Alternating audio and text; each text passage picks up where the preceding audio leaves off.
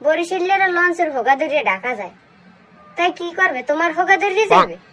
হ্যাঁ, তুমি কি চাও যে তোমার হোগার গো ধরিয়ে যাইবে মানুষে?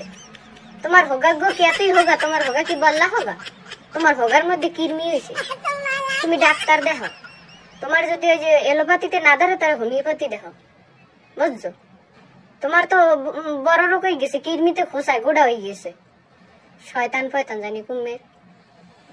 মোরা বরিশালীরা লঞ্চ সম্পর্কে কিছু জানো? লঞ্চ লই যে কথা কও, এক লঞ্চ বেচিয়া 40টা বাস কেনা যায়।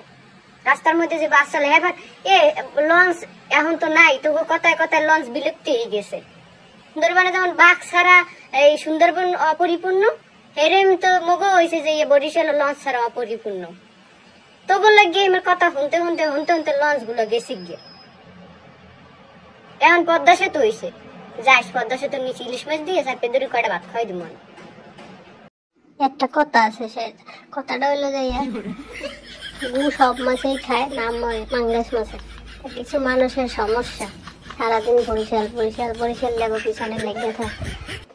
আরে ভাই, তোরা এত সবাই দুধের দোয়া, তোর জীবনে কি কোনো সমস্যা নেই? তোর এলাকার কোনো বদনাম নাই, সব বদনাম বরিশালে। আগে নিজে ভালো, সব ভালো, নিজের মন পরিষ্কার, সব পরিষ্কার, ভালো মন্দ সব জায়গায় আছে। নিজেদের এত দুধে দোয়া তুলসী পাতা ভাবার কোনো কারণ নেই, ঠিক আছে? এই ভিডিও পাওয়ার পর কত মানুষের আজকে বুকে জ্বালা হবে, গ্যাস্ট্রিকের জ্বালা, কলিজা জ্বালা, পেট জ্বালা, অন্তর জ্বালা, জ্বালা আর শেষ নাই। আজকে খালি জ্বলবে আর জ্বলবে, জ্বলুক, যার জ্বলার হের জ্বলবে, যার না জ্বলার না জ্বলবে। কথা আছে না,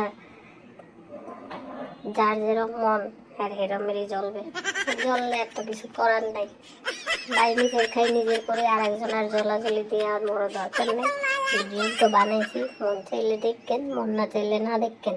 আর এই যে রাঁধতে আসি, এটাতে কি কি দিয়ে কি রাঁধছি এটা উপরে লিখে লিখে দিব, মনোযোগ দিয়ে সবাই পড়া পড়া এই রান্নাটা বাসায় চাইলে ট্রাই করতে পারেন। এটা কিন্তু খাইতে বেশ মজা।